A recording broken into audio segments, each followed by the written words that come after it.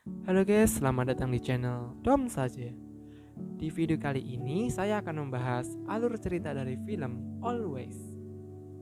Film ini menceritakan tentang perjuangan laki-laki untuk dapat bisa mengembalikan penglihatan wanita yang dicintainya. Oke, tak perlu lama-lama lagi, kita langsung saja putar intronya.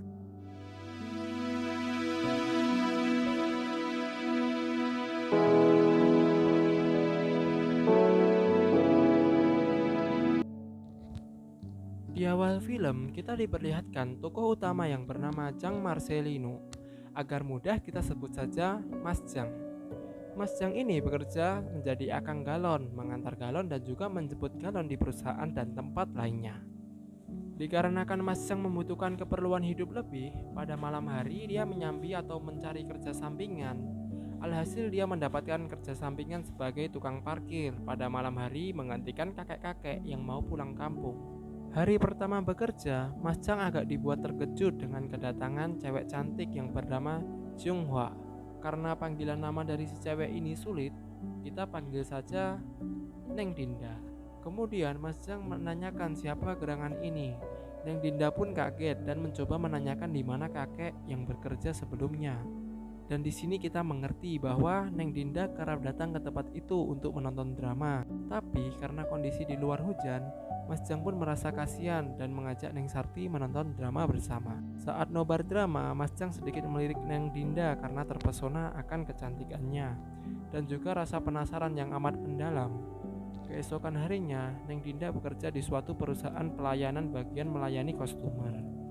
Dan di sini Neng Dinda digoda oleh bosnya, namun Neng Dinda pun mencoba untuk tidak memperdulikannya. Kita diperlihatkan Mas Jang mendatangi tempat tinju dan di sini kita tahu bahwa Mas Jang adalah mantan petinju. Kemudian Mas Jang bertemu juara tinju yang bernama Min Tai Sik. Dan ternyata Min Tai Sik dulu pernah dikalahkan oleh Mas Jang saat tinju UFC. Di sini Mas Jang ditantang untuk tinju bersama Min Tai Sik. Namun dengan sopan Mas Jang menolaknya. Malamnya Mas Jang melakukan aktivitasnya kembali dan tak lupa ditemani Neng Dinda yang ingin menonton drama. Namun Neng Dinda mengeluhkan bau kaki dan meminta Mas Jang membukakan jendelanya. Dan rupanya bau tersebut berasal dari kaos kaki non impor Mas Jang yang sudah lama tidak dimandikan, sehingga menimbulkan bau yang tidak sedap. Kemudian Mas Jang pun mencuci kakinya agar mengurangi bau terasi. Keesokan harinya, Mas Jang menunggu Neng Dinda untuk menonton drama. Mas Jang sudah menyiapkan sirkulasi udara, memakai parfum, dan lain-lain agar Neng Dinda tidak mengalami bau terasi seperti kemarin. Dan dari kejauhan, Mas Jang mendengar step dari Neng Dinda. Langkah demi langkahnya berjalan ke arah pos parkir Mas Jang. Setibanya Neng Dinda di pos Mas Jang, Neng Dinda langsung mencium bau sepatu Mas Jang. Dan seketika menebak, Mas Jang membeli sepatu baru. Nobar pun dimulai. Saat selesai nobar, Neng Dinda pun pulang. Namun, beberapa langkah dari pos, Neng Dinda dibuat kaget dengan klakson mobil dan membuatnya terjatuh. Karena kejadian tersebut, Neng Dinda mengalami cedera pada kaki kanannya. Mas Jang pun langsung membawanya ke rumah sakit. Saat berjalan pulang, Neng Dinda pun kelelahan. Dan dengan inisiatif Mas Jang pun menggendong Neng Dinda melewati tanjakan tangga yang membuat Mas Jang kelelahan. Sebagai tanda terima kasih, Neng Dinda pun mengajak Mas Jang untuk menonton konser bersama. Sebelum kencan, Neng Dinda menyempatkan diri ke salon untuk berdandan. Namun karena mak-mak tukang salonnya memiliki rambut bergaya gimbal, Neng Dinda pun didandani seperti mak salon tersebut. Sehabis nonton konser, benih cinta pun mulai tumbuh antara keduanya. Dan saat makan malam bersama, Neng Dinda dibuat kesal karena Mas Jang tidak mau menceritakan masa lalunya. Hingga saat sampai rumah Neng Dinda, Mas Jang menceritakan masa lalunya yang dimana dia adalah petinju. Dan hal itu membuat Neng Dinda kecewa akan hal itu. Saat pulang bekerja, Neng Dinda pun tidak ke pos Mas Jang dan melainkan langsung pulang. Kemudian Mas Jang pulang bertemu direkturnya dan menceritakan menghilangnya Mas Jang di dunia tinju. Mas Jang bekerja sebagai debt collector dengan kekerasan. Kemudian orang yang dihajar Mas Jang dibawa ke apartemen Mas Jang. Namun saat akan menghajarnya, tiba-tiba ada polisi mengetuk pintu. Scene berpindah ke Neng Dinda yang kedatangan bosnya di apartemennya. Namun saat Neng Dinda ingin mengusir bosnya Dengan ganas bosnya memukul Neng Dinda dan ingin memaksa bercocok tanam dengan bosnya. Saat Neng Dinda diajar habis-habisan sama bosnya, saat itu pun Mas Jang datang dan mengajar bosnya dan memberikan sedikit kenangan dengan mematahkan jarinya. Neng Dinda masih syok dan meminta Mas Jang untuk meninggalkannya. Beberapa hari kemudian, Neng Dinda mengajak Mas Jang untuk pergi jalan-jalan. Mas Jang pun mengiyakan. Mas Jang pun memberikan Neng Dinda hadiah berupa anjing yang kelak akan menjadi penuntun dan penjaga Neng Dinda. Mas Jang mengajak Neng Dinda ke tempat di mana dulu dia bermain dan dibesarkan. Kemudian Mas Jang kembali lagi di dunia pertinjuan. Dan sekarang setiap hari Mas Jang berlatih tinju dengan giat. Dan juga Mas Jang merenovasi tempat tinggal Neng Dinda.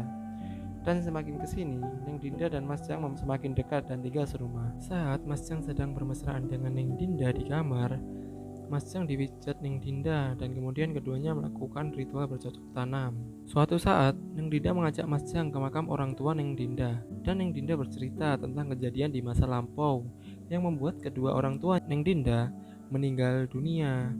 Dan Neng Dinda mengalami gangguan penglihatan.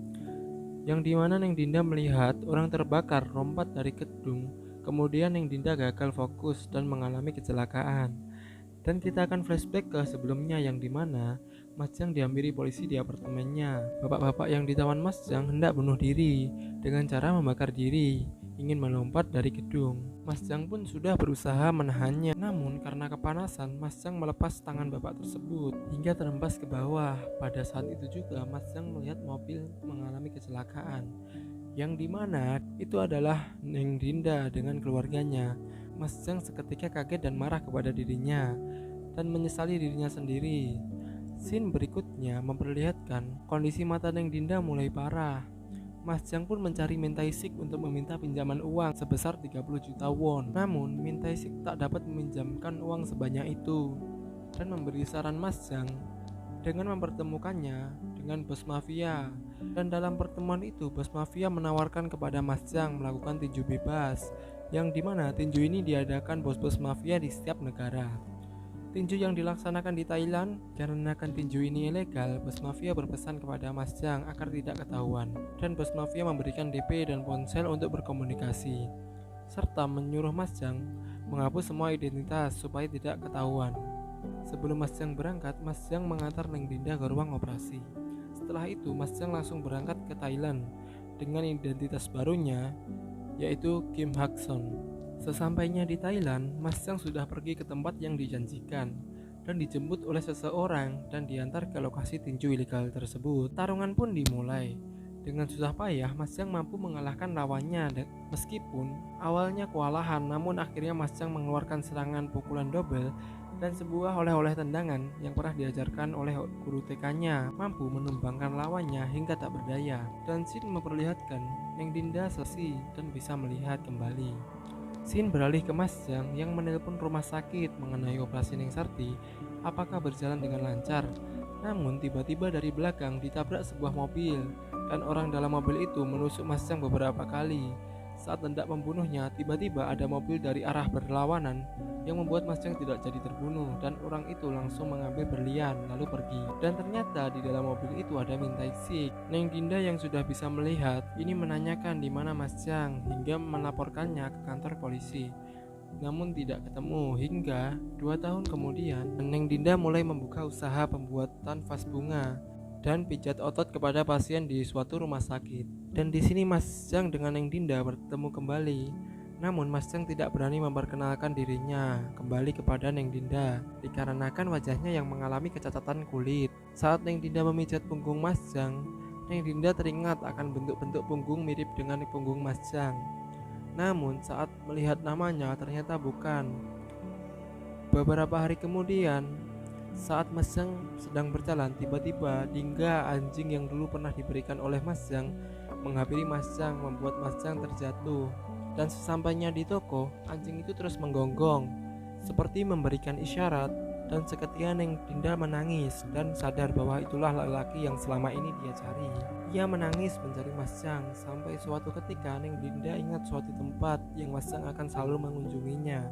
Dan sesampainya di sana, ternyata Mas Jang ada di sana dan kemudian mereka berpelukan. Dan film pun tamat.